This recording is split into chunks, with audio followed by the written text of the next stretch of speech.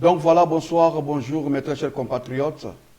Balamboka Congo, la Pesmino Losako, le le 26 juillet 2017, il est exactement 20h02.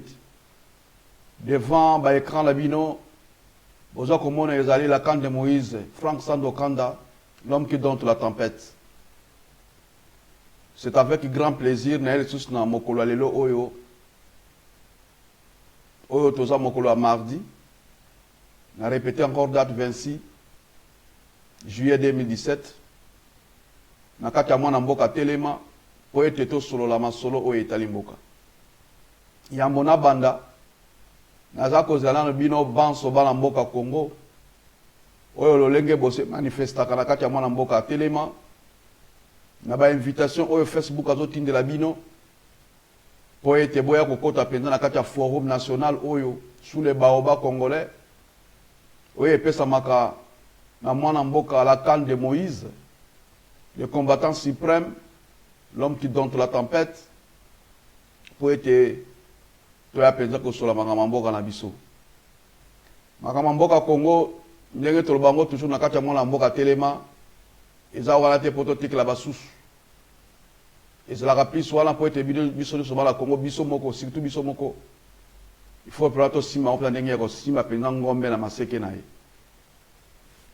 Il faut to simba ngo penza po yango ndeza makambo etali mboka na biso Congo.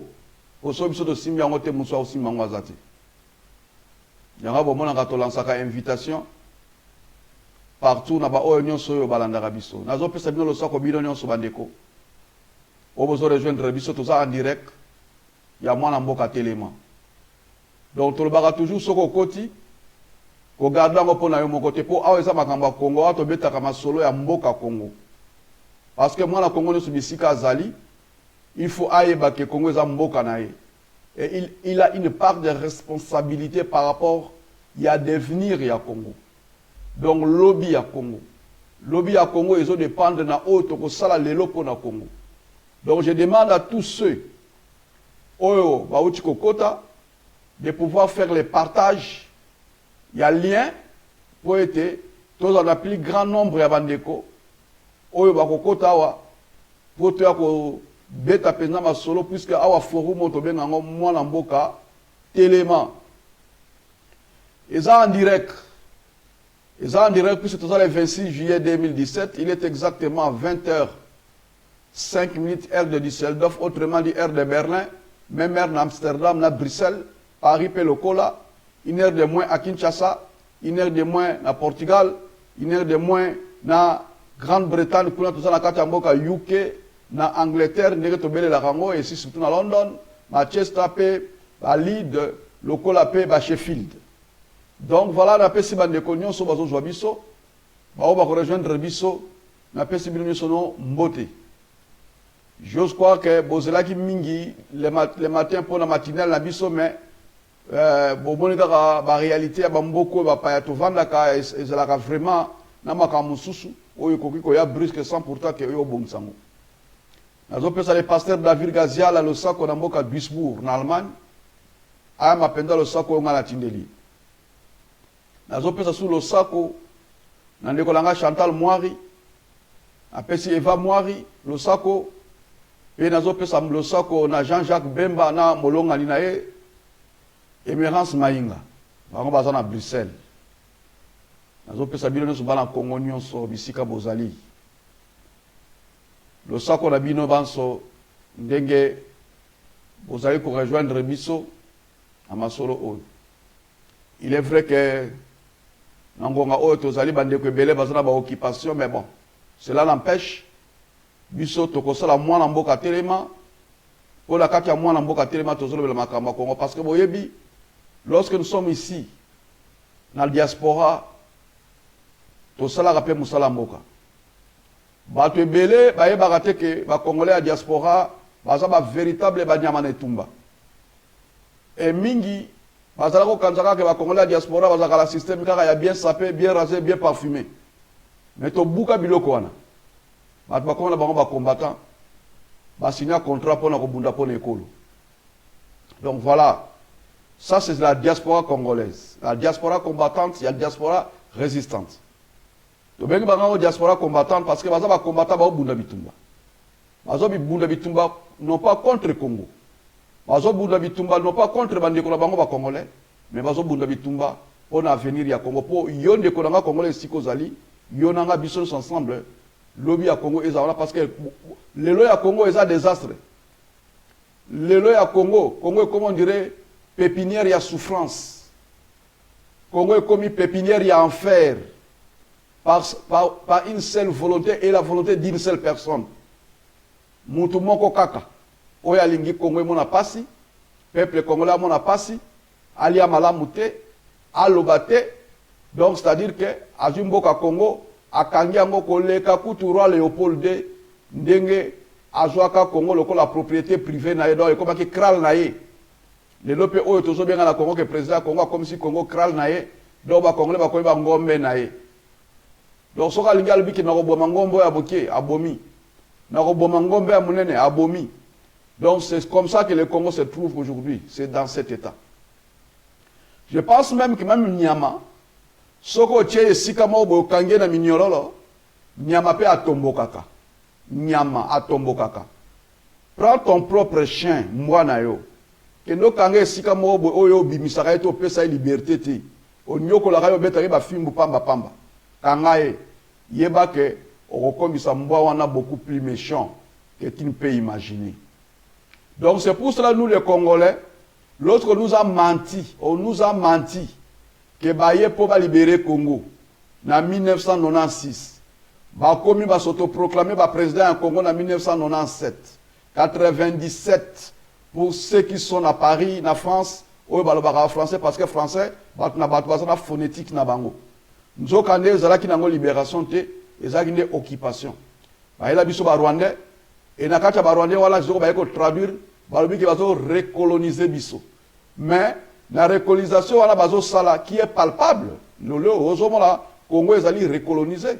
Donc comme il va coloniser dans le 21e siècle, sur le total autour de l'Afrique, il n'y a aucun pays, j'ai dit, où ils ont subir, où ils ont subir.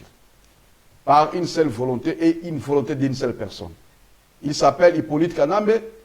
Denga kota lokola caméléon, où il a changé la couleur, pour se couvrir, pour se cacher. Il y a changé la combo, il y a Joseph Kabila. Tout ça pour se déguiser. C'est-à-dire congolais. Mais en réalité, c'était l'étranger. Ce n'est pas moi qui l'ai dit. Ce sont ceux qui sont de la famille de Joseph Kabila qui crient tout haut que ce monsieur, c'était l'étranger. Ce n'est pas moi qui l'ai dit. Dernièrement, nous avons suivi un Belge au Parlement belge dire que non, ce monsieur Joseph Kabila était rwandais. On l'a pris au Rwanda, l'a mené au Congo pour qu'il vienne tuer Laurent Désiré Kabila. Pour Joseph Kabila Azali facile, il y a qu'on manier pour Batouba Jouakaba richesse à Congo. Ce n'est pas moi qui l'ai dit. Nous ne pouvons que confirmer. Et nous l'avions dit avant. Depuis 2004, 2005, nous avons dénoncé nos compatriotes à travers le monde, même ceux qui sont à Kinshasa, que le Congo est dirigé par un sujet rwandais. Parce que les seuls Congolais qui étaient là-bas, comme on n'a pas voulu les garder, complotés par lui-même, Joseph Kabila, qui s'appelle aujourd'hui Joseph Kabila, mais arrêté, c'est Hippolyte Kanambe, Bango de Batouabomaki, Laurent Désiré Kabila. Donc voilà, Tolingrato, ça nous rappelle wana patriotique. La situation notre pays, la République démocratique du Congo, les a état normalité. Et ça pays moko normalité. Dans un pays normal, qui d'ailleurs, par dénomination, ils allaient quand même dans le mot démocratique, c'est-à-dire qu'ils allaient s'accorder dans la République démocratique. Et les collaborations qui réellement ils démocratique. Donc il faut s'articuler dans la norme de la démocratie. Il faut l'accompagner dans la norme de la démocratie. Il faut respecter la norme de la démocratie dans la valeur démocratique. Mais dans le Congo, la démocratie, c'est un simple mot qui souvent devient dans la lèvre de Batou pour des récitations et peut-être pour embellir l'appellation de la nation. La démocratie doit être état d'âme na biso ba congolais. En réalité, parce que les oyo ceux qui ont benganaka Mobutu na pouvoir, nous les Congolais, tout le monde que Mobutu est dictateur. Mais dites-moi aujourd'hui, qui est Joseph Kabila? Au-delà même de la dictature, il est plus qu'un dictateur. Moutra Moutoko Pesaye, adjectif qualificatif Oye Alingi, a koki ko qualifié Peneng Alingi. Mais moi, je vous dis que non. Nous sommes, en tout cas, occupés, ou nous sommes sous occupation des terroristes. Ce sont des terroristes qui aujourd'hui gouvernent le Congo. Ndé tomoni bango bakota na Irak, na Mossoul ba utako bengana bango kalate. Ndé bakota ki na mboka oyo ya bazali pe d'ailleurs une partie ya Libye, ils sont là. Ndé tozomo na Syrie bazali, bazoko occuper bamboka partout mais biso ba terroristes tellement que ba se déguisaki en congolais en démocrate, bakota depuis kala et voilà le résultat. Parce que bino moko ba la Congo, vous savez qu'est-ce que les terroristes font? Les terroristes, partout dans le monde, bah ça la nini. Bota la makambo yo, ezo sala malambo kalabiso. Est-ce que un homme normal, de kiyo nikolanga, ozo la nangai, akoye ko sa biloko ndinga wana? Est-ce que mutu azali mokonzi normal, à côté na bureau na ye assez comploté, alobi bon, bino ba soda oyo, bo kele na ndako mutu tel, bo ke no bomaye, bomoni ndenge babomaki mama o babengi Chantal nom de famille nae mama moko boya azalaki administratif plutôt bolibisanga ya grand marché à Kisasa. Cette maman, cette dame est du PPRD. Je suis en train de saluer le colonel Justin Dior qui a sauté pour Justin wana aza peza ba Justin a fait sur le sac au frère parce que la monnaie aurait apparaître. Olivier Boli a yopé la monnaie yo. Pour Olivier Boli yo qui m'a mis mi soko kocho bimi. Yo pe ozaka la kata ma solo oyo. Soki bat baye ba tête de gâteau belé la yo. Ça c'est très bien. Na monnaie peut pas nyoke belé ba koti, c'est bien merci. Alors donc ba boma maman wana simplement parce que maman wana azraki en accord que ya mabe moko bo balinga basa la contre mboka. Ba bomier. Et nous sommes en train d'assister comment le Congo est devenu un abattoir humain. Et si quand nous sommes d'abord c'était à l'est, à l'ouest, à la capitale, les loyaux et continue à centre, c'est pour dire que c'est sur toute l'étendue de la République. Parce que Bobo Salé peut même dans la Tanga Kuna, alors tu comprends que Gédéon Azanani, c'est un terroriste. Oyazozoa, cannibale en plus, hein, cannibale. Oyazozoa, abomi mutazo lia mutu. Mais ton moni, ba juillet, ba tchele tapis rouge, ba latie effigie, il y a beaucoup continuer, il y a terrorisme, il y a tina qui a boma, ba bandi ko célébrer retour na ye. Ole ba tchele na boloko, ba na mboka oyo bazo mériter boloko te, baza na boloko, Gédéon, assassin, terroriste, yé liberté totale, azo jouir ndenge ba terroriste ba jouir saka tango ba sali forfait na bango. Donc mes très chers compatriotes, c'est ça la République, notre pays, où ils ont vivre les lots. Et quand tout ça se voit aussi clair, bah action la bisopé attaque patriote, il faut payer à la claire. Maloba la bisopé, il faut payer à la claire. Bah réaction la bisopé, il faut payer à la claire. Nous ne devons pas aller derrière la cuillère. C'est-à-dire que vous allez moi la mboka Congo lo bunda bitumba, olo ba clairement, oza ko côté pas ozo ko ko ba position te. Nous devons avoir une seule position aujourd'hui. Il y a ko bengana pouvoir oyo ya occupation ezali na kati ya mboka la biso République démocratique du Congo. Pouvoir wana ezali piloté par des terroristes parce que yemoko mutazo memango, c'est un terroriste. Et d'ailleurs vous avez vu comment il a pu assassiner parce que c'est lui qui l'a fait. Puisque le coup a profité à qui?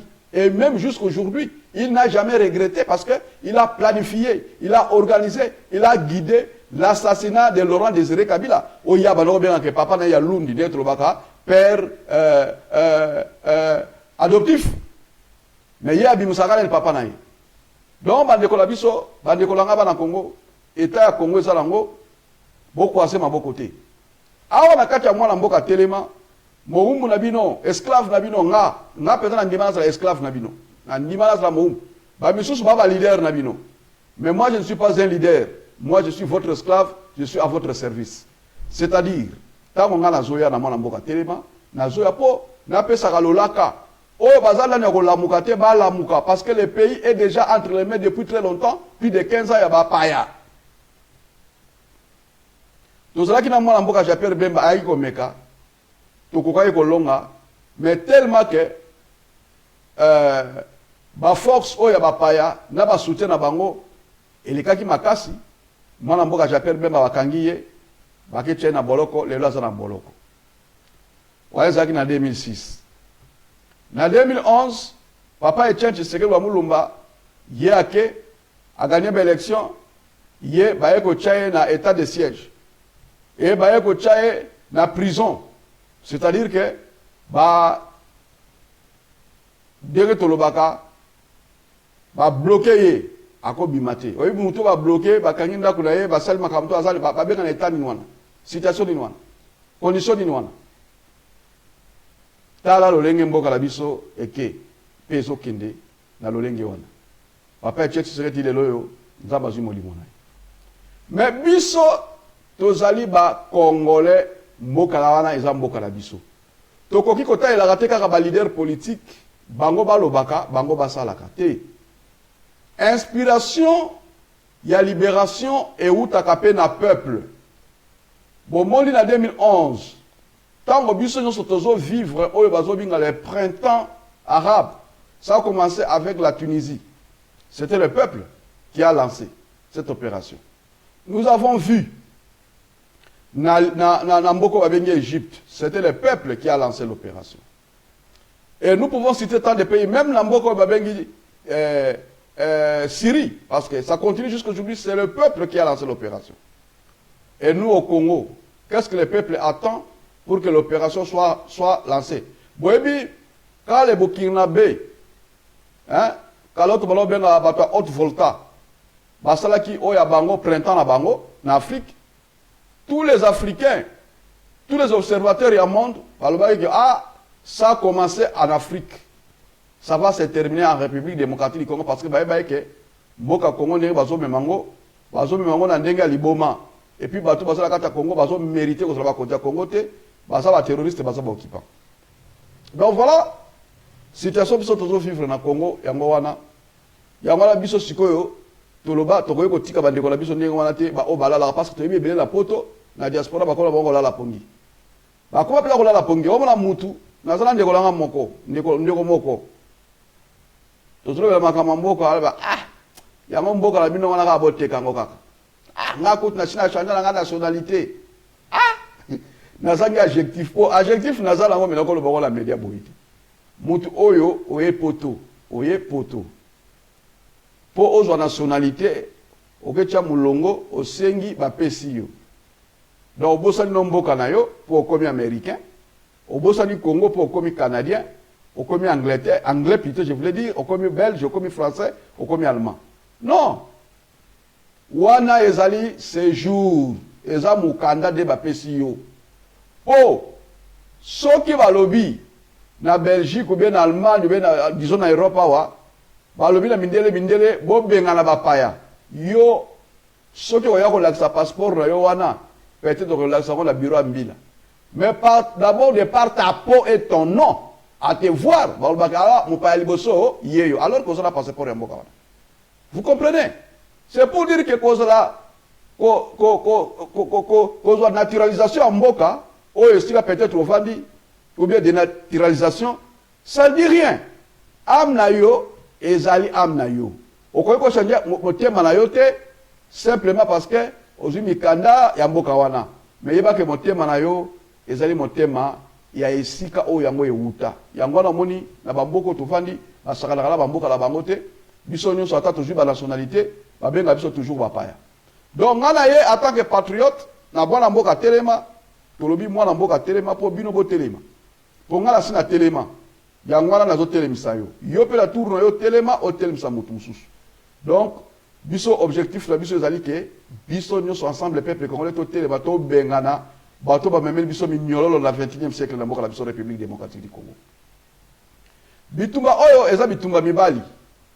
C'est-à-dire quand je dis mibali elingo ba force parce que tu veux que de nature ba mona ka mobile mutazaka mutu force moi ça zaka mutu faiblesse mais en réalité ça bongoté tozala basi bazali plus forte que mibali, tout comme mibali bazali plus faible que basi. Donc c'est pour autant dire que bitumba za bitumba ya biso nyonso. C'est-à-dire que là où vous êtes en tant que femme, là où vous êtes en tant qu'homme, vous devez prendre une part active dans cette lutte. C'est-à-dire que tu dois être muto aza ko s'inspirer par rapport ya makambo yo zomona il faut et puis tu étales ça qui partage na bandeko de telle manière que biso nous doit adopter yango to bengana ba oyo baza na mboka Congo. Parce que soki to sali yango te to ko éterniser passe na biso. Vous êtes en train de voir combien de personnes bazo kufa na mboka Congo. Combien so botali pe bien ba génération oyo batata la biso ba leader de biso mususu bazo sila. Mais ceux qui bango basi les autres comme génération na biso et comme déjà génération na biso. Alors génération na biso so to lobi ke to tika mboka waka na lolenge ezali et to zila bat mususu oyo ba yo ko libérer biso mboka bande kolanga to ko tika pe bana na biso na état oyo ndenge to zali. C'est pour cela que je vous invite mes très chers compatriotes. Là où vous êtes, participez à cette lutte. Ko participer dans lutte oyo ezape kaka ndenge ozali wana na téléphone obengi pe ndeko olbindeko ozomona na bitumbo oyo il faut boter les maka bilo bato bozala kati ya mboka parce que cette fois-ci tango lolaka ezobeta mutu nyonso oyo akozala Congo il faut atelema bato nyonso na ba village na ba quartier bitumba oyo ya tour oyo eza final c'est-à-dire oyo akosisa makambo oyo tobengo opération kata misisa c'est-à-dire que misisa il faut kata mapo zeta ya baoba esalini ekweya pe ekokweya boyebi que le Congo nous appartient. Congo za mboka la biso, Congo za mboka ba Congolais. Nzamba asala mokili oyo mutu na mboka na ye. Même soko ke na mboka bapaya, to sa mboka wana. Linga peuple ya mboka wana. Ndenge biso tena ba mboka oyo, to saka ba mboka oyo, to saka mibeko na bango, pe to linga peuple na bango. Je ne peux pas me permettre na komi na en Allemagne, je ne peux pas me permettre na bali ke no luka ko boma ba Allemand ko sala ba Allemand mabe. Non, on ne peut pas. Ya ma to linga même que ba comportement na biso na ba mboka to fandi ezra ba comportement moko ya malamu. Na ba acte même surtout s'opposer. Parce que c'est très important sur le bayambio, c'est-à-dire l'action bolingo. Et en retour, il faut retourner au bolingo. Biso to yamba ba Rwandais, to yamba ba Joseph Kabila na Congo. On le va pesa biso bolingo, biso to yambele bango, ba comment on pesa biso liwa, ba comment on pesa biso massacre, ba comment on pesa biso ba poison. Tout, oyo bazo sala kaka pour Congo ekufa. Et en plus de cela, ba koma miyibi, ba yiba pe mutete, ba yiba nyonso. Bo mengo nyonso ya Congo e koma bon. Alors que bato ba yaka ba botte ba plastique, to mona bango lokola ba bato ke sala bilanga, mais lelo ba ko ba milliardaire, ba lingi ko longwate. Donc il faut to longola bango. Il faut to benga na bango. Alors affaire wana eza affaire ya biso tout. Eza affaire à na Congo nyonso, affaire ya participation ya biso nyonso. Donc voilà pourquoi nous vous invitons tous les jours. Soir nyonso, batongo nyonso, na mwana mboka telema, pour la mwana mboka telema, tu as un slogan te. Mwana mboka telema, ce n'est pas un slogan, mes très chers compatriotes. C'est un mot d'ordre patriotique qui appelle à toutes Congolaises et tous Congolais de se mettre debout et d'agir, de nous prendre en charge. Comme l'ont toujours dit, Bandeko Moussou sur le plan catholique, Papa Etienne Tshisekedi nous a dit ça, je crois que Bandeko, même Laurent Désiré Kabila Sénakiango. Nous venons vraiment pour ça. Parce que nous savons que dès que tu as des éléments, tu as des actions bazokima. Et tu as Congo kitoko. Parce que le 21e siècle, il faut que le 22e siècle avec un Congo très fort.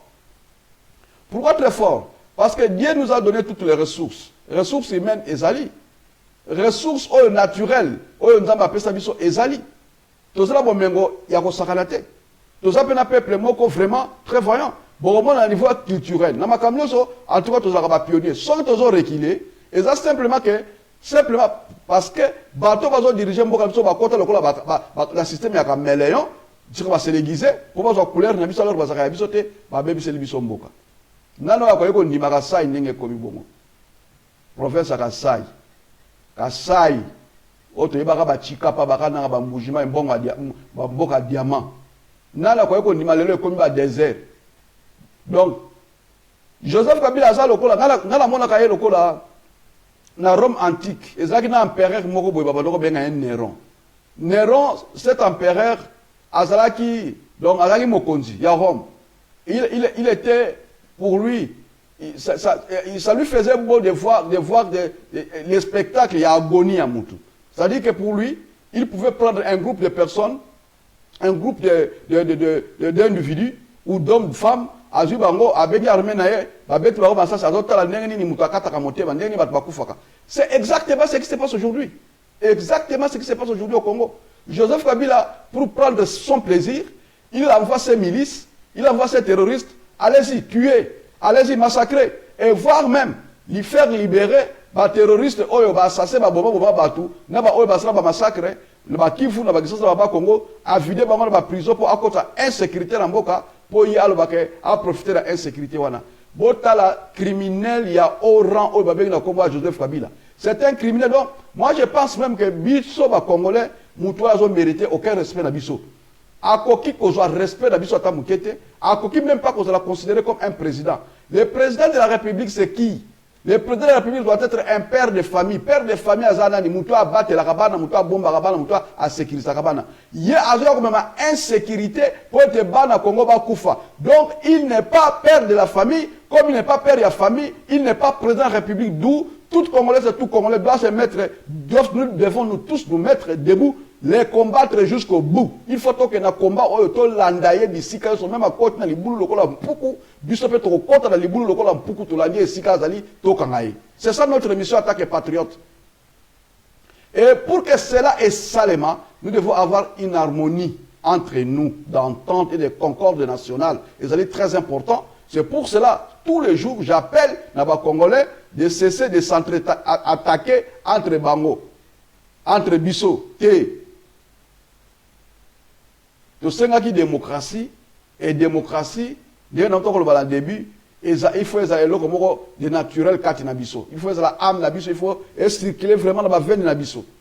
Et la démocratie, c'est quoi? C'est la tolérance. C'est-à-dire tolérance entre nous, pas entre nous et les ennemis. Les ennemis, ils restent des ennemis. Parce que les ennemis, ils sont tolérants à été. Nous disons qu'ils sont tolérants à été parce qu'ils nous tuent, ils nous massacrent, ils nous violent. Ils font tout, ils nous volent, tout, ils capotent. Tout. Il a un plan pour effacer le Congo sur la carte mondiale. Alors pourquoi nous devons être tolérants envers lui, puisque lui-même n'est pas tolérant envers nous? Nous, Congolais, nous devons être tolérants entre nous. C'est-à-dire, Moutoua IDPS, respecter Moutoua IDPS. Moutoua Pareko, respecter Moutoua Pareko. Moutoua éviter ceux qui il y a des partis politiques, Moutoua rassemblement, Botika bon respecter. Ceux qui ont un avis contraire, ont les canissi, Moussoussou, ils sont différents, il y a les canissi, il y a des connaissances, il y a Pareko, ou bien il y a IDPS, ou bien il y a RDPC, parti où il y a la dirigeaka.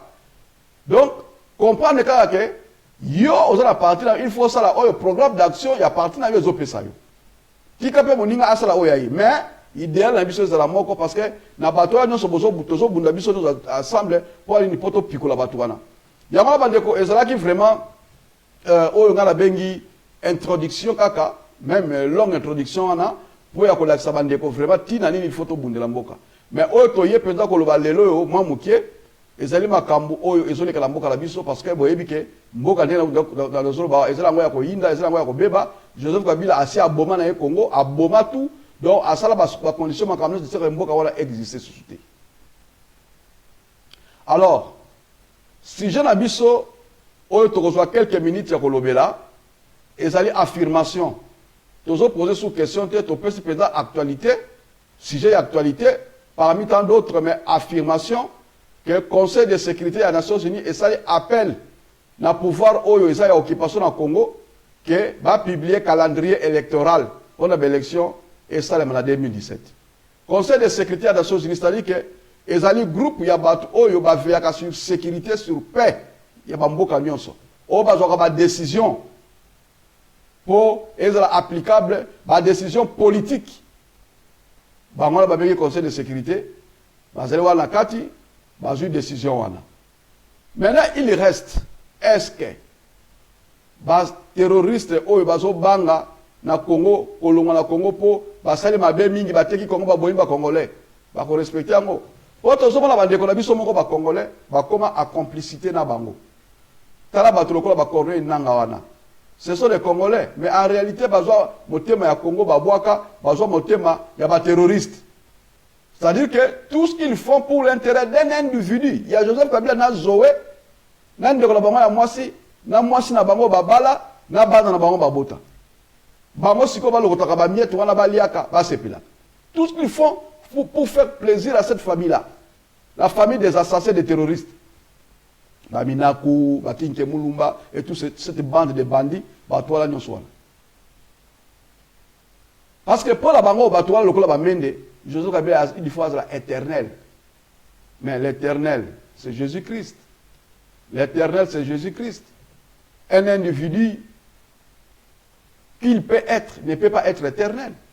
Oko yiba no mbongo nyoso ya Congo ozala éternalité.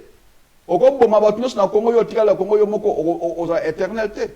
Parce que l'éternité appartient à Dieu. Nzambe de mutazali éternel. Hein? Parce que Nzambe ayebi oyo koleka lobi.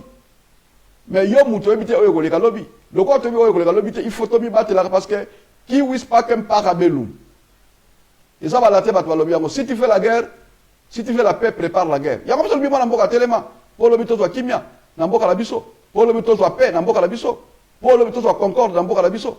Donc ça le bito télémité. Toi tu kaka ba assassin wana. Ba toi le so ba mende bazo bete la munda, ba kiki bazo bete la munda. Ba toi tu bazo bete la munda pour partir la éternelle na mboka Congo. Alors Nzambe apesi biso occasion, pe apesi biso malobalaye et pas ya battre la biso o to so le belabino po ete yo peta mozoyoka. Kabula ngona mwana, kabula ngona mobali na yo, kabula ngona mwasi na yo, kabula ngona moninga na yo. Et puis teyaye parce que ezali makambo moko oyo ezali très important, ezali vraiment tellement important na makambo tous ali kosala. Donc ba nekolaka na Congo, en tout cas, je pense que ezali très important tout ce que nous sommes en train de parler. Makambo so ndenge tozo sala ngo na motema oyo ezali motema moko patriotique. Vocation moko patriotique. Donc, c'est du patriotisme qui nous anime tous les jours de vous appeler, de vous inviter à participer à ces combats. Et ça est très important. Et ça est très important parce que si nous ne les faisons pas nous, il n'y a personne d'autre qui les fera à notre place.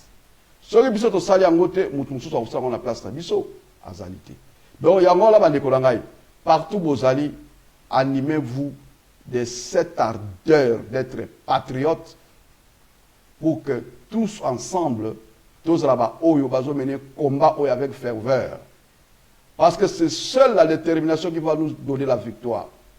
Les reculs et faisant échouer Batou. Il ne faut même pas 1 millimètre, il y a recul. Nous ne pouvons pas céder au recul. Nous devons toujours avancer. Donc, et maintenant, lorsque nous disons que le Conseil de sécurité des Nations Unies appelle à la publication du calendrier électoral, mais en principe, aujourd'hui, on parlerait des campagnes électorales. Parce qu'il a été écrit dans Bakol et à Saint-Sylvestre que, dans fin 2017, c'est-à-dire au plus tard novembre 2011, au plus tôt novembre 2011, au plus tard le 30 décembre 2000, je parle de 2017, excusez-moi, le novembre 2017 et décembre 2017. Donc, absolument, il faut qu'il y ait des élections. Mais aujourd'hui, nous voyons que les élections n'auront pas lieu. Pourquoi? Parce qu'il y a un individu, un monsieur qui ne veut pas que les élections puissent avoir lieu au Congo. Et cet individu est en train de tout créer pour que ces élections ne puissent pas avoir lieu. Mais nous, Congolais, nous devons être exigeants par rapport à ça. Et lorsque nous voyons aussi que le Conseil de sécurité appelle à la publication du calendrier électoral, nous devons, nous, hausser le ton pour soutenir. Parce que c'est ça l'exigence qui doit être vraiment notre moteur, notre force motrice aujourd'hui. Voilà, mes chers compatriotes. Nous ne pouvons pas être acculés chaque fois par un système à l'agonie. Hein? Non. Donc, on a acculé un système, on dit non. Bisonde, il faut acculer le système. Et pour acculer ce système, nous devons nous mettre debout et nous devons agir. Chacun là où il est, avec des moyens qu'il a. Agir là où tu es, avec des moyens que tu as. Tu vas me dire quels moyens? Ce ne sont pas seulement. Toute chose est une arme. Ta parole, tes écrits sont aussi des armes pour neutraliser la dictature et l'occupation qui s'est installée chez nous au Congo. C'est très important, mes très chers compatriotes, ce que je suis en train de vous dire.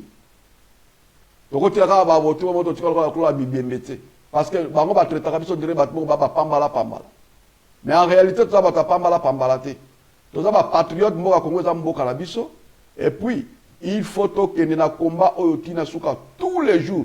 Moi, j'ai eu une résolution personnelle de pouvoir être avec vous dans moi, Mboka Téléma tous les jours, pour vous rappeler, tous les jours, rappeler aux Congolaises et Congolais que nous n'avons pas encore chassé l'occupant. Et tant que l'occupant n'est pas encore parti, parce que je sais que tous les jours au moins, un Congolais se réveille. Tous les jours, un Congolais se réveille. Et ça est très important, mes très chers compatriotes. Et ça est très important dans la mesure où bah acte oyo opposé et ça ba acte oyo ça imprimé na carte ya histoire ya mboka na biso pe ba résultat lango et que ça ba résultat oyo ko même le bien-être lui parce que et ça ba résultat ya victoire. La victoire est certaine. La victoire est certaine. Et si seulement si nous saisissons l'opportunité de cette victoire, comprenez mes très chers compatriotes, nous allons vivre cette victoire avec joie. Tokotombola mandala la tokotombola ba fleur tokobeta bileron, ba clairon pour être tout joie victoire. Nous devons lutter pour exiger les calendriers. S'il n'y a pas de calendrier, nous n'avons pas d'ultimatum à donner à Joseph Kabila et à sa bande. Nous devons l'attaquer, nous devons les chasser.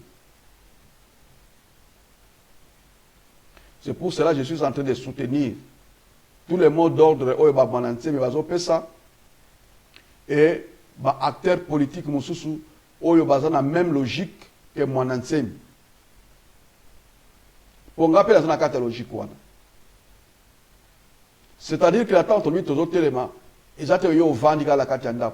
Attends aux la diaspora, bande de ça va télémi yopé téléma. S'il s'agit de Mokolola qui est dans le Kosata maladie, vendre la ndaku guida kasiko bande. Aux awapi, pesa bango espoir, pesa bango force pour bisonus to participer dans le combat. Congo est Congo à Kabila te. Congo est Congo à Congolais. Le Congo est Congo à Congolais. Et ça pour appartenir à la Congolais qui va jouer un rôle moteur, il y a Joseph Kabila. Joseph Kabila, il faut considérer un occupant du passé. Parce que ça n'est même pas président. C'est un occupant où il faut la conjuguer dans le passé. Alors, la conjuguer ni dans le présent, ni dans le futur. Conjugaison, il faut ça dans le passé. Bandeko, so yezana eloko, oye faire rekilaka batu, c'est la peur, au banga.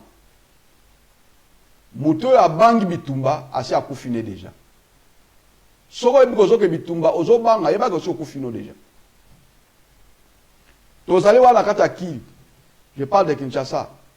To ebike na Inikin na ba université tozali wana kala mingi te mot d'ordre rezo pesama makambo zo salema. Mais to senga pela bandeko na biso bazaka na cité. Tango université ya Kinshasa telemi. Tango bana ya Ista ba telemi. Tango bana ya IPN ba telemi. Bana ISC Batelemi, Bana ya ISP Gombe Batelemi, je sais pas quoi, Isti, Batelemi, je sais pas, tous les instituts supérieurs, publics comme privés, Batelemi. Donc, Bino peut besoin na quartier, vous devez vous mettre debout.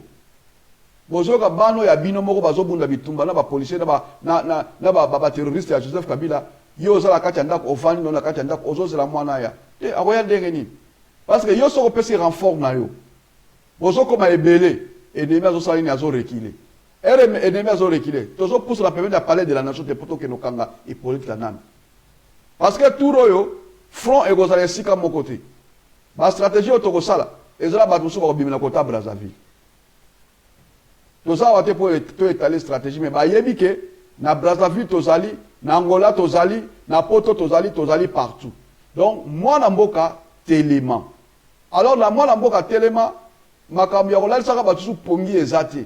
Parce que eloko mususu ezo boma biso, ezali banini, batu ebele na kati ya diaspora. Et je vais vous dire une chose, ba journaliste, oye baza ko se faire ba journaliste ya combat, vous devez faire beaucoup plus d'attention. Vous serez très attention. Parce qu'en réalité, Mingyo Balegaka journalistes, ce ne sont pas des journalistes, parce que la carte est prestée. Ce sont des animateurs, parce que le site Nabango, bisotou. Il y a qui permettre que tout le monde ait un peu biso. Mais, vous ne pouvez pas être là pour que vous ayez une information d'endormissement, une information de découragement. Il y a des gens, par la magie à Internet et la facilité, la PC, pour YouTube, parce qu'à partir de YouTube, bato ebele ba journaliste na Congo parce que musala o ebimi na Congo eza na poto eza à l'extérieur, ce sont des journalistes. On journaliste était. Moi je suis pas un journaliste, moi je suis combattant résistant et je suis le combattant suprême. Je m'appelle Franck Sandokanda, l'homme qui dompte la tempête. Donc ngai bo considérer nga de kolabino na un journaliste était. Naza combattant na mobundia peuple et puis je ne suis pas combattant en 2011. Non. Naza combattant en 2011 té. Je suis combattant depuis 96 ans. Je les combats depuis cette date. Dakalisi, Ndekolangai, Justin, Dior, qui a sauté à Pitolimsa, papa, yo yebi. Tant on a zo bunda bitumba, tozo bunda bitumba, là-bas, 97, 98. Et bino boyebike, boyako kutanga jela, 96. Nazo bunda bitumba ya sensibiliser ba pour ça ba que mboka la biso sous occupation bangwanda bazalaka te ba tusu bazalaka te ba to no so ba lelo to mettre la ba to lingi bango pe to simbi bango ezali très bien parce que to zo ko élargir comment la biso bango pe la lobi lelo moi na mboka telema pour mutu faut participer mais ça peut pas être une occasion ya ba congolais oyo ba zoya lelo oyo pour ba YouTube pour ba réseaux sociaux ba biso ba ya ba discours ya ko décourager peuple oyo azo ko telema azo sala pèlerinage na ye ya ko libérer mboka na ye Congo. C'est très important. Parce que bateau bazo un esprit avec journalisme, mais bazo na ba concurrence na bango entre bango. Ya bo monaka tozala ba journaliste tozala bon, je les appelle tous journalistes entre guillemets pour les bino mutu moko azara na carte ya presse azate. Azate. Bon, nere bazawana bon, na ebi na ba pas tout le monde. Je connais quelques journalistes oyo bazaba journalistes de carrière depuis Congo, bazali pe awa pour ne pas décourager, pour la décourager, mais, parce qu'il faut toujours au colis samaïel et à peuple congolais n'a qu'à combat. Peuple congolais, bon, mais le monde a aussi signalé bino. Bon, on combat au ndenge zo sale maboye, et ça comment on outi musika. Et outi musika. Pour battre belé, bakota combat au net bana pote belé, bakoti combat au en 2011. Mais tous les bateaux babanda combat au Kala. Avec le même langage où ils ont les lots. Avec la même appellation de babenga ba combattant. Mais tant au mouvement ba combattant et bandaka, ils ont la liste qui bat bandimanga ngote. Biso nyo so peka ndenge tozo banda marche na biso po ya ko bengana Joseph Kabila mutu moko ozo ndimangote, mais nous allons aller jusqu'au bout et nous y arriverons. Donc comment? Parce que Dieu nous donne cette force là et je crois la lumière céleste nous brille et ça c'est projeté sur lui pour tout le monde obstacle nous c'est plutôt surmonter en fait que tu parvenir à un ennemi parce que le pays ne peut pas être comme ça dirigé par des terroristes c'est tout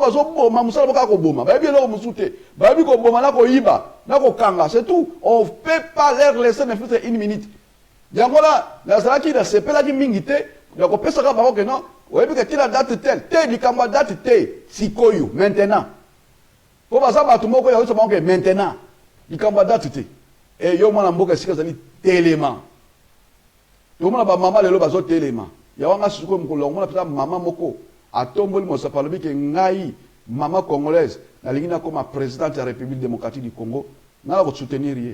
Pour me bali, pour reconnaître que tu es échoué. Tu allez incapable de combattre peuple dans le combat. Tu vas là-bas qui n'a pas besoin de bon. Le bon va combo hein le format bango le loyo bon na mon présence ya MTI Maurice Tilo ingila la pesi lo sako kulutu po masolo tozo bete ça masolo ya école ça masolo ya mboka donc mala mboka il faut au télément il faut au bunda bitumba la biso eza bitumba moko noble eza bitumba moko oyo ezo salema vraiment na clairvoyance parce que tozali na raison ya ko sala yango et na kati ya champ de bataille mutu akoko éliminer biso azate parce que cause autres défendre des cause moko noble likama mabele basakana nango te basakana mbongo na yo basakana mwasi na mwana et tout mabele bakosakana nango te o lelo soko zangi mabele ba okundo wapi o tonganda ko wapi o tambola wapi identité no yozani ba pimelo bozo suna mabelete alors que biso nzamba pesa biso mabele avec pas de quoi 2 345 000 km² superficie à Congo mboka la biso c'est un sous-continent Il y a un que Rwandais, Bazoya, toujours avec l'idée à Sarosani, il y a Koboma Congo, il y a Koluka, va effacer Congo dans la carte mondiale. Nous devons nous mettre debout, mes très chers compatriotes. Moi, l'amboka, Téléma. Téléma, Bundela Mboka Nayo, Bundela Mboka Nayo Congo. Les hommes politiques, des leaders politiques, Botika Rapena nous, Bozoko décourager le peuple congolais Mingi, Botika Babitumba Labino, Oya Pamba Pamba, ils allaient entre Bisso. Boyebi, Nalobaraboui. Quand le maréchal Mobutu était vivant, il y avait confrontation entre l'Union sacrée de l'opposition radicale et l'IDPS. L'Union sacrée de l'opposition radicale, les agris représentés par Tshisekedi, Liaou, papa Kibasa, je pense qu'il Koufa, on a eu à sous-souter. Bazaki est belé. Bakamita Toumassamba, papa Iléo, donc j'essaie constitué des partis politiques. IDPS, PDC, Bangouza Carlibon, Bayaki Bakota qui est un moment donné, Bimi, Bamoudiaka Bakota qui est un moment donné, Bimi, Poto, Isaka Makamoko, Bachi, Balabazo, Salalelo, Oyo. Donc, traître Bazanga dans la Bangoti. Mais, Union sacrée de l'opposition radicale, on pouvait accepter comment la Bango, entre Bango, malgré Babouzo Bezalaki, na MPR Yamobutu, mouvance présidentielle. C'était des Congolais qui l'étaient entre eux. Mais Bazanga qui a bien la maturité politique. Par le fait que Bazanga a une maturité politique, alors les Rwandais vont profiter, si par soutien à Mindele, Balobi, Laurent Désiré Kabila, Tchaïwala, pour masquer Batou, pour occuper Congo. Mais aujourd'hui, que ce soit Batou Bazanga ancien mobutiste, que ce soit Batou Bazanga il y a une union sacrée, que ce soit les Lumumbistes, doivent faire bloc contre les occupants. Contre Joseph Kabila.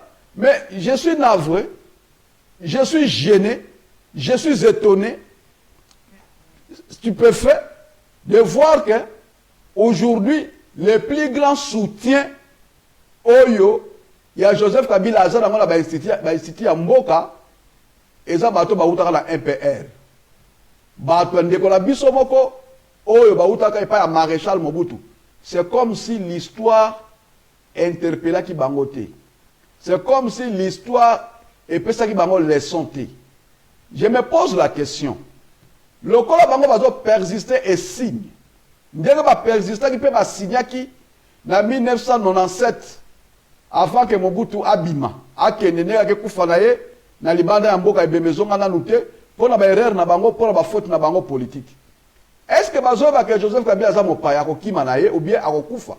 Mais bango va kozanga mboka. Pour bango mboka la bango za Congo et puis la malchance qu'ils ont aujourd'hui, baza ko se retrouver devant la réalité à ba combattants. Parce que les combattants sont en Europe, aux États-Unis, au Canada, en Afrique. J'étais au Sénégal il y a 6 mois passés. Même au Sénégal, même en Côte d'Ivoire, il y a des Congolais combattants. Les combattants sont en Chine. Aujourd'hui où je vous parle, il y a des combattants en Chine. Où allez-vous fuir? Attends que tu te dis droit de l'homme, vous avez respecté le droit de la Chine, de Congolais. Mais savez-vous que les Congolais ont coûté la navire ici aux Ali? Vous n'avez pas d'autre endroit à Batama. Bino bato bozo soutenir ba mende ba kinkie ba groupe wala nyonso. Et pas vous seulement, même vos propres enfants. Parce que mingi bana na bino lelo bazana ba poto. Bazo jouir la bambongo bozo lia. Et l'obi tama mbongo ekosi là parce que nous savons et nous connaissons beaucoup de mobutistes qui hier pendant que Mobutu était président, ba millionnaire. Mais aujourd'hui, ils sont devenus des combattants comme nous. Ils sont devenus des combattants comme nous. Je suis très content parce qu'ils ont compris et ils luttent pour la libération de leur pays. Mais vous qui restez encore dans les loges, il y a Hippolyte Kanambe. Vous qui demeurez toujours dans les loges, il y a terroristes qui ont terrorisé la République démocratique du Congo, Joseph Kabila. Est-ce que vous êtes en train de comprendre que l'histoire qui va s'écrire demain de la libération du Congo sera une histoire cruelle tant que vous ne comprendriez pas que vous devez quitter ces bateaux où ils ont coulé, où ils ont s'écroulé, qui est le bateau de la Kabylie. Vous devez comprendre si vous n'avez pas encore compris. Parce qu'il est l'heure biso toza ko interpeller bino, vous devez abandonner ce monsieur et sa famille politique. Parce que de toutes les façons, lui, il a volé des milliards. Vous, qu'est-ce que vous avez reçu? Des miettes. Et vous pensez qu'avec ces miettes, vous allez résister?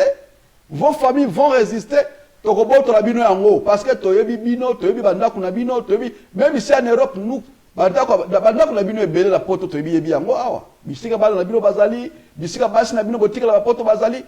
nous savons, nous connaissons là où vous êtes. Est-ce que vous comprenez que parce que même les Mindélés ne veulent plus de vous. Aux États-Unis, on ne veut plus de vous. En Europe, on ne veut plus de vous. Qui va vouloir de vous? Les Sénégalais, les Ivoiriens, les Sud-Africains. Mais en Afrique du Sud, il y a des Congolais patriotes, des combattants. Donc, vous allez alors, amendez-vous. Moi, je suis celui qui prône que venez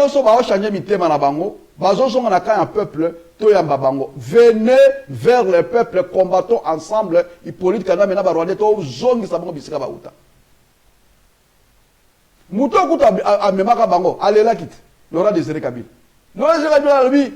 moi j'ai dit, les Rwandais sortaient, mais je vois, même les ministres sortis, alors j'ai compris que nous étions infiltrés au plus haut sommet de l'État.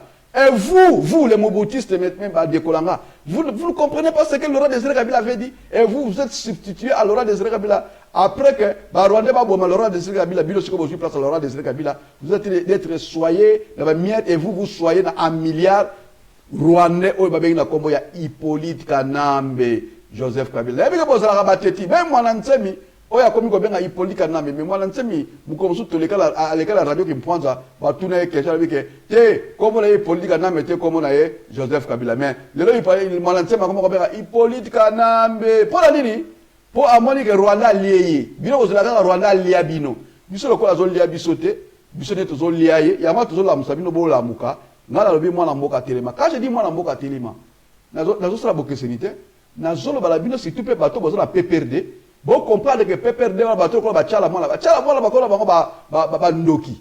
Ndoki a bon wanaka, kaka soki esprit en Zambie kotiye. Ye, azana plus de 1000 démons. Na kati na ye, Chala Mwana. Chala Mwana, azozo nzembo oya yembe ni politika nambe, azozo ye mo, esika walubi ke ondako ya Nzambe bon. Na ebite soki, église kimbangise, eza pela kimbangise, mais oyo kimbangu penza zaki nangoa. Pour vraiment, makambo tozomona eza makambo ya soba penza. Donc en tout cas bandeko makambo ne komitala bokituki. Tozo que de petit à petit mais sûrement vers fin émission, je crois que totika na 5 minutes ya fin émission la biso ya mwana mboka telema. Toko senga la bandeko nyonso tango ozozo vidéo oyo kabola yango. Tiango na YouTube, tiango partout. Pourquoi? Pour ba message oyo tozo pe c'est ça très fort. Et ça ba message ya éveil, ezo la musa. Awa toujours à respect ça va explication à l'actualité te ngana zo ko expliquer bino actualité te bandeko yo bazwa mission ko expliquer l'actualité bazali bon ba mission pe bazali exprès ba ya rappel ko compliquer actualité bazali ba o pe ba ya ko bafouer actualité bazali po toujours ba actualité expliquer actualité compliquée actualité bafouer bino bo pona kaka mais nazo salir bango nyoso bazo sala musala kitoko. Mais na qualité que actualité bafouée, ils ont la sens ni compliqué, le sens ni mais expliquer, tous comprendre pour pas expliquer biso. Si qu'on compliqué, c'est où tu vas. Ba confusion, il y a quoi ba confusion wa to lingi ngote. To lingi clairvoyance, clair, comment la biso direction moko biso banso. Na kalisi wana to kolonga bitumba oyo et puis muto kolonga biso azala yeti. Muto kolonga biso azala yeti. Awa na Facebook boko taka mikolo nyonso à partir de 19h. Na matinée boko taka à partir de 10h. D'ailleurs boko kota te heure ozali connecté okomona ba ko inviter yo so ba inviter yo okomona ko balao kota Frank Sandokanda zo ko inviter yo. Aza en direct. So yo moninga aza en direct na beta ka masolo musique te. Na beta langa awa masolo ya ballon te ya théâtre te. Ngala beta ka masolo ya mwana mboka telema. Parce que Nzambe tango aponaka bana ya Israël. Tango bakotaka boumbu na bango na Égypte. Nzamba chaka Moïse. Po Moïse aya ko bimisa bango. Avant même Moïse aya ko bimisa bango, ezalaki na bato mosusu bazalaka wana nzambe atindaka bango nzela lokola Joseph bakotaka kuna déjà bozo comprendre mais biso pe ba Moïse na biso bokomona bango Moïse na biso pe azali mais ayebali nanu te Moïse na biso pe ba Aaron pe bakozala ayebali pe nanu te mais au moins kanya Moïse boyebi ye yama bomona bakomi kanya Moïse ngaye yo ngala nande kanya Moïse donc Moïse oya koya akoutiliser nga azoko utiliser nga déjà pour tozwa libération bwako alors yoko douter nga za kanya Moïse na journaliste te benanga kanya Moïse parce que ngai nazoya na information te ngai nazoya na mot d'ordre patriotique c'est ça la différence nazala nga journaliste te botianga la molonga ba journaliste te moi je suis combattant résistant kanya Moïse loboko la telemisi boye sur la tche boye lingo lobali na direction tozozwa yango wana et puis nzela efongwama bana Kongo baleka tozwa victoire to sepela. C'est ça moi. C'est ça la mission que Dieu m'a donnée pour le Congo. Et pour cette mission, nous avons la permission de faire la moutouté pour nous amener à faire ça. Mutu muso akoya la kosenga permission la moutouté moutouté akoya adopter en côté. Batunde de Barolanda parce que Moïse n'a qu'à naé ils appellent à Israël pour appeler ça bango permission té. Naza kanya Moïse. So Moïse a utilisé pour tout ça libérer. Moïse a reposé la bombe mais ayeba inante. Ponga mo pe na biete. Mais nebi nzamba la bila ngaza kanya Moïse wana. Est-ce que vous comprenez ma session de Sabino? Alors vous avez le courage. Vous avez l'unité. Vous simbana. Muto ya ko distraire biso te oza moment bitumba. Et là ce moment musique té. Et j'ai fini par là. Ya koloba ke bandeko. La musique pour nous pour le moment, c'est une distraction. Ba concert, ils ont ba distraction. Si ko moyen ba kota kota ba ke bombo ba congolais za sous terre. Ba zo boma izo yebana. Mais tant que musique ba no beta ba concert ba yebika ke no ba ke bina, ba koti la kifu ba bomi na tongo, tozo mlaka bibembe. Mais les gens nos yeux sont braqués vers la République démocratique du Congo. Nos oreilles sont tournées vers là. Donc tozo la na makamamboka la biso même au loin. Toboye musique. Alors là on comprend te batou, oh yo ba musicien ba zo biso oh non. Biso musala biso tolé la mais vous êtes dit n'importe quoi. Ba Myriam Makeba la tamba par terre. Si ba bunda bitumba ba yeba ba bunda bitumba ba tika célèbre parce que quelle sorte de musiciens avons-nous au Congo? Hein? Nous avons des musiciens qui dorment encore et qui n'ont même pas conscience il y a un rôle na bango attaque artistes musiciens. Ba yebika la musique ya luka mbongo mais ba musique ya défendre mboka te. Ma wala bino ya ma lelo biso peto boy concert lokola bolia ka na poto bokolia shooter. Oya Chetembe akomona ngo eloba bala wenge o Chetembe omoni yango ngala lobi o Chetembe ozu yango.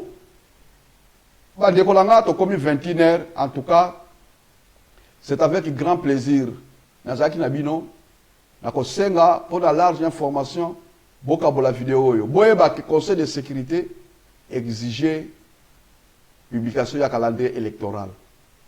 Biso pe il faut te exiger yango mais to tika ko pesa ka ba ultimatum parce que ba ultimatum na biso ba lemba yango. Bazali batu ya komona ba action na biso. Ko ça la programme c'est bon. To lobi ke mukolo tel to ko telema, mukolo tel to sala boy. Mais ko yebisa ba oh non, to za bino tina juillet, ba ko se préparer. Biso ça la posa ba za biso tina juillet te.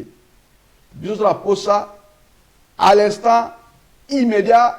Maintenant, balma now en anglais, balma balobi zofort raus, mous vect, c'est-à-dire dehors, ils doivent s'en aller. Alors je vous salue, portez-vous bien que Dieu du Congo, le grand Dieu Jésus-Christ, oh toujours dans le bagamosapi du Congo, pour nous en Zambie moko, il y a la personne au Congo, il s'appelle Jésus-Christ, azalabino, azalamabota labino nyonso, na bandako labino nyonso bisika bozali. Yewa ndia ko pesa bino makasa ko bundela mboka Congo oto sala mboka kaka moko mboka biso la moko comme na République démocratique du Congo et biso to ko bunda pe to ko bundisa ba oyo no so bazo bundisa biso pe to ko longa bango au nom de Jésus-Christ le roi du Congo. Portez-vous bien et à demain. C'était votre Moumbu et votre esclave, votre serviteur, la canne de Moïse.